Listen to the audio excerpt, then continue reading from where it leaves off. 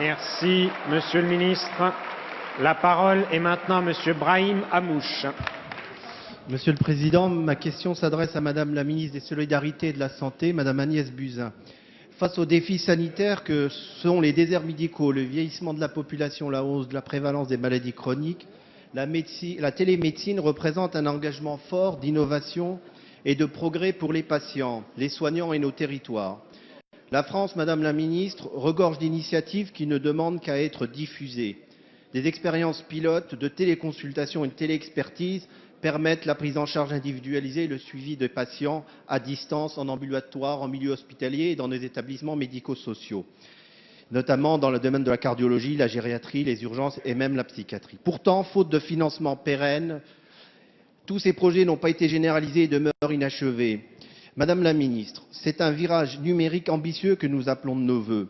En poussant l'essor de la télémédecine et plus généralement de l'e-santé, le plan d'investissement d'1 milliard d'euros pour numériser notre système de santé et de 3 milliards pour équiper les hôpitaux va dans le bon sens.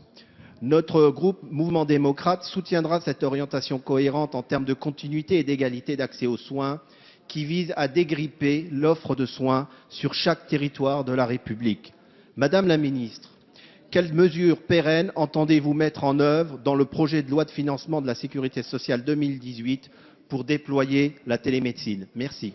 Merci, Monsieur le député. La parole est à Madame Agnès Buzyn, ministre des Solidarités et de la Santé.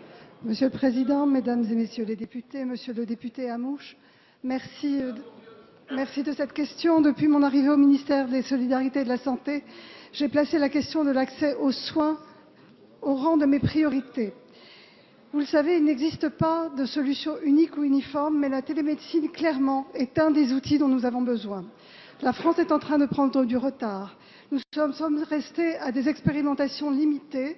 Il est temps de porter une ambition nationale et d'intégrer la télémédecine dans le soin courant, dans le soin quotidien. Et telle est mon ambition pour 2018. C'est un point clé du plan que je vais annoncer le 13 octobre prochain, un plan pour favoriser l'accès aux soins. C'est pourquoi nous allons lancer dès maintenant des négociations conventionnelles avec les médecins pour permettre de définir une tarification pour la téléconsultation et la téléexpertise. L'assurance maladie et les médecins négocieront au premier semestre 2018 un tarif de droit commun des actes de télémédecine qui consiste à soit consulter à distance, soit s'assurer d'un suivi d'un traitement, soit de faciliter le partage d'informations.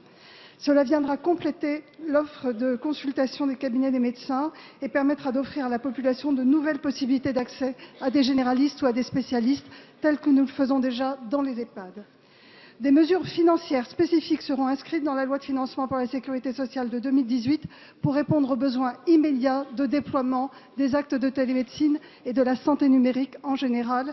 Cela passe évidemment par des financements pérennes. Je vous remercie.